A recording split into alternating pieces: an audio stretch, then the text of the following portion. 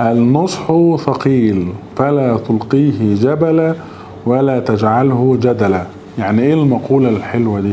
محدش فينا يحب انه يتنصح، دي فطرة بشرية. محدش فينا يحب ان هو يقعد في وضع التلميذ ويسمع نصيحة الا من رحم ربي، عشان ما نعممش.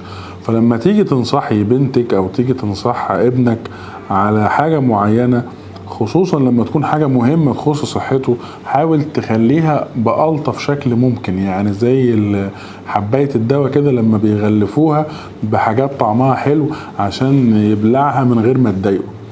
بقول الكلام ده ليه؟ عشان النهارده كان عندي في العياده عيانه في الخمسينات وبنتها في العشرينات، الاتنين بيشتكوا من نفس المشاكل، الاتنين في العمود الفقري في غضروف. الام محتاجه عمليه والبنت مش محتاجه عمليه، وتقريبا الام من كتر خوفها على بنتها اللي هو الخوف الطبيعي بتاع الامهات، هي عماله تعنفها بكل الطرق علشان خاطر ما توصلش لمرحله العمليه. المبدأ نفسه انا موافق عليه، بس الفكره كلها في الطريقه. كلنا بنعوز نوفر على عيالنا البهدله والتعب وما نشوفش يا رب في عيالنا حاجه وحشه. فالحالتين دول مع بعض استفزوني ان انا عايز اعمل الفيديو ده.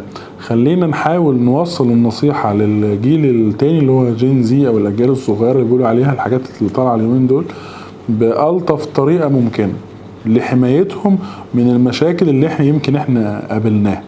فافتكرت المقولة دي، النصح ثقيل فلا تلقيه جبلا، ما تحدفوش زي الطوبة كده هيعوره، ولا تجعله جدلا، يعني ما نقعدش نهاتي كتير ونناحي كتير.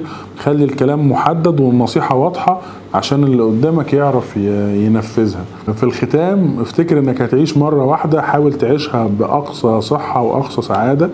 وفي الختام افتكروا دايما ان الأمل موجود، وسلام عليكم.